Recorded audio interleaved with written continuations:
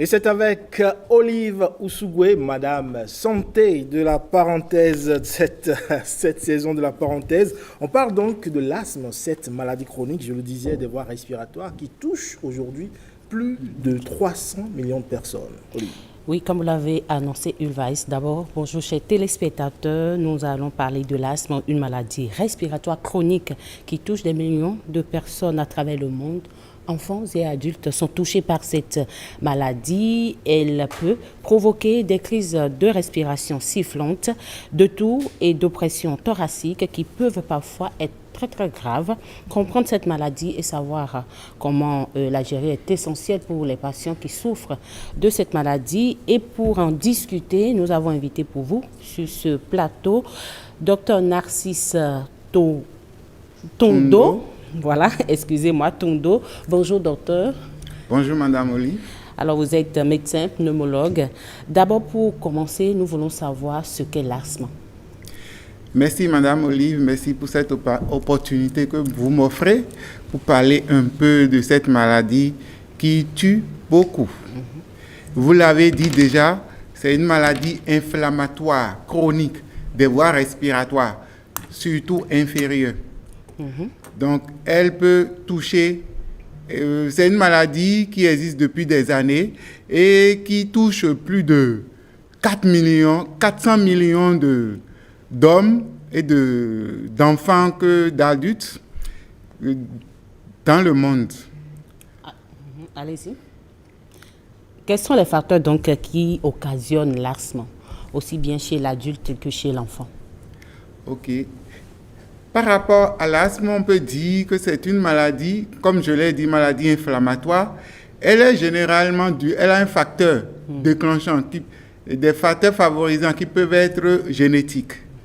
Elle a aussi l'exposition à d'autres facteurs de l'environnement. On peut citer l'environnement extérieur, les irritants. Dans l'environnement intérieur, nous avons par exemple les acariens. Aussi, il y a d'autres facteurs, les facteurs allergènes, qui peuvent favoriser les crises d'asthme. Quand vous parlez de facteurs allergènes, est-ce qu'il s'agit des aliments ou d'autres choses? Voilà, il peut s'agir des aliments.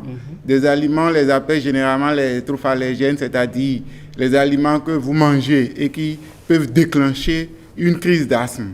Donc, on peut citer là l'arachide, l'ananas, mais généralement, c'est à l'individu même de faire attention pour les identifier afin de les éliminer de son environnement.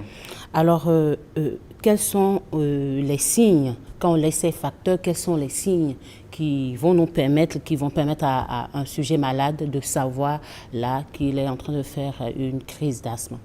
Voilà.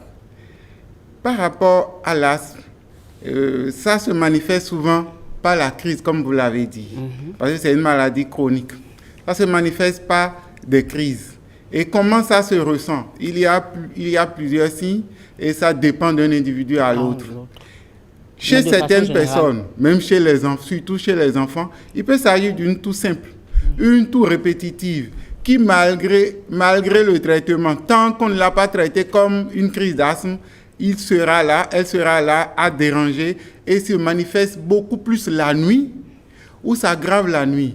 Donc il y a la toux, il y a la difficulté à respirer ou l'essoufflement, il y a aussi l'oppression thoracique, une sensation d'oppression, et il y a aussi... Allez-y, prenez votre temps. Donc, on a parlé de la toux, de la difficulté à respirer, de l'essoufflement. Et pour aller de l'avant, et pourquoi justement vous avez dit que chez certains sujets, la maladie peut s'aggraver la nuit. Pourquoi justement la nuit et la crise s'aggrave? Voilà. C'est parce que généralement, l'organisme produit une hormone qui est la cortisone et qui a un rythme. C'est-à-dire qu'elle est produite beaucoup plus en journée. Donc, elle est réduite, sa production est réduite la nuit. Ce qui fait que la cortisone est un anti-inflammatoire. Et comme on l'avait dit, l'asthme, c'est une maladie inflammatoire. Donc, il y a cette anti-inflammatoire qui est réduite la nuit. Donc, c'est ça qui fait que la maladie s'aggrave la plupart du temps la nuit ou c'est la nuit, ça se déclenche. Alors justement, on sait que la plupart du temps, l'asthme se déclare déjà dans l'enfance. Cependant, il y a des sujets qui contractent la maladie avec le temps. Qu'est-ce qui explique ou qu'est-ce qui pourrait justifier cela? Ok. Comme on l'avait dit au début, l'asthme est souvent provoqué par ça peut être allergique, ça peut être l'exposition à des éléments de l'environnement. Il peut s'agir des irritants.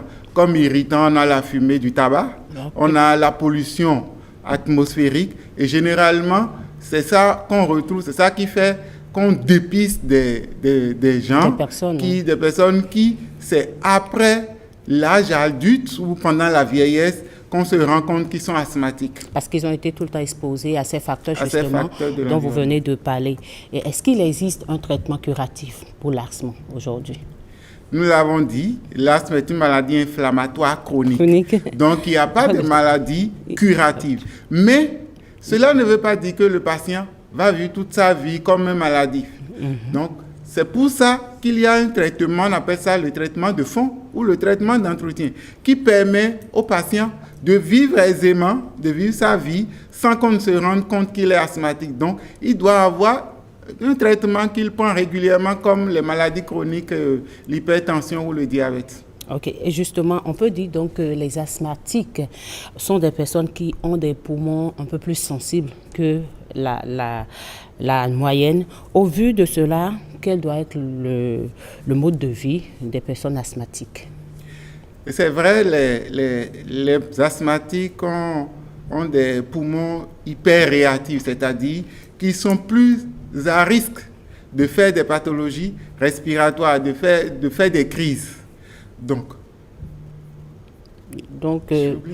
oui, je demande justement quel doit être le mode de vie des personnes asthmatiques. Ok, voilà. Donc, c'est des gens qui doivent tout le temps, comme on l'avait dit, qu'ils doivent faire l'effort d'identifier les allergènes pour pouvoir les éliminer de leur environnement. Et aussi, c'est des gens qui doivent normalement faire du sport. Parce que généralement, on dit que les asthmatiques n'ont pas le droit de faire du sport, qu'ils doivent être dispensés. Non. Normalement, l'asthmatique doit faire du sport, mais il faut qu'il soit en bon état. Ce n'est pas pendant qu'il a du mal à respirer qu'il va faire du sport. Donc, il doit faire du sport et il est recommandé même aux asthmatiques de faire beaucoup plus de sport. Ils peuvent même faire des sports de haut niveau. Ok. Est-ce qu'il y a des asthmatiques qui peuvent ne pas faire des crises pendant une période d'une année, de 2 ans? Est-ce que cela pourrait arriver? Très bien. Oui, les asthmatiques il peut y avoir des asthmatiques qui ne font pas de crise du tout. Oui, parce que même la maladie elle-même fait qu'à des moments donnés, on peut dépister un enfant. Déjà pendant son enfance, on peut le dépister asthmatique. Et pendant l'adolescence, la maladie disparaît, fait plus de crises. Et cette maladie peut réapparaître pendant l'âge adulte. C'est-à-dire qu'il peut refaire des crises pendant l'âge adulte ou pendant la vieillesse. C'est pour ça, des fois, les gens vous disent ils ont été asthmatiques pendant l'enfance. Non, c'est une maladie chronique. Mais quand vous êtes bien suivi et quand vous êtes bien traité, ça permet d'éviter la survenue des crises. Et bien même si cette crise doit venir, que ça ne soit pas sévère, parce que l'asthme est une maladie qui tue. Ok, c'est une maladie qui tue, vous l'avez dit, et nous allons profiter pour parler de la prise en charge. Comment l'assurez-vous avec vos patients? Prise en charge de l'asthme se fait à 2 niveaux.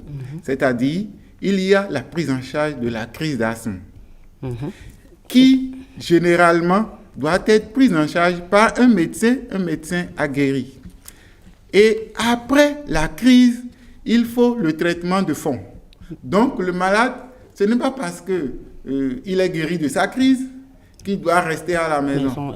Il doit continuer par voir son médecin spécialiste la plupart du temps, qui le met sous un traitement de fond, ce qui permet de vivre aisément et de vivre sans crise et de vivre et de pouvoir maîtriser, parce qu'il y a une feuille de route qui permet même aux patients qui se connaît asthmatique, qu'il est bien suivi, dès qu'il a les premiers syndromes de la crise, de se prendre en charge pour éviter d'entrer dans des crises sévères. Est-ce qu'on peut parler rapidement de cette feuille de route en quelques mots, docteur? Oui, il y a d'abord, en premier lieu, l'éducation thérapeutique. L'éducation thérapeutique permet d'abord au patient de savoir quand il a les premiers signes, c'est-à-dire il commence pas à éternuer, il commence pas à tousser, de savoir quoi faire. L'utilisation de son aérosol, la ventoline. La ventoline, Et justement. Que les normalement, asthmatiques dans traînent tout ce le temps. cas, il faut qu'il sache comment l'utiliser. Parce qu'il y a une façon d'utiliser. Ce n'est pas comme les déodorants qu'on peut essouffler à tout moment. Donc, il y a une façon d'utiliser. Et après ça, après la survenue de la crise, quand la crise perdure, il sait ce qu'il doit faire. S'il doit contacter son médecin rapidement, il sait ce qu'il doit faire. Sinon, c'est des crises qui peuvent être gérées facilement à la maison quand on est bien suivi. Alors, merci beaucoup, docteur. Merci pour votre... J'ai une question, docteur. Il paraît que quand on fait une crise aussi, il faut parfois allumer le ventilateur sur le sujet qui fait la crise, histoire de l'aider à bien respirer. C'est vrai? Ou c'est juste...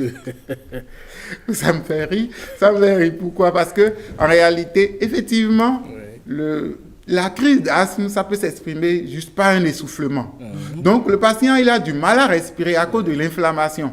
Donc, c'est pour ça, le premier produit qu'il doit utiliser, c'est la ventoline. Ça lui permet, parce que c'est un bronchodilatateur, ça permet de dilater les bronches. OK? Donc, c'est pour ça qu'il a besoin d'air. Sa ventoline vaut mieux que l'air que vous lui apportez. C'est de l'air artificiel qui ne réglera pas le problème, en fait. Bon, c'est juste une façon pour lui de mieux respirer puisqu'il est essoufflé. Mais la ventoline suffira si ça va. Sinon, ce n'est pas l'air qui va régler le problème, c'est plutôt la ventoline qui Autrement réglera dit, le il faut problème. avoir la ventoline. Donc, justement, c'est la question que j'allais Voilà. poser. Et si le sujet n'a pas la ventoline, qu'est-ce que vous préconisez, par exemple, en cas de crise? Oui, supposons que la nuit, le patient ou le sujet fasse une crise et que la ventoline, on suppose, est au salon et qu'il est dans la chambre. Le temps de... Il faut quand même, pour éviter le pire. Ou il ne l'a pas du tout à la maison. C'est ça la feuille de route.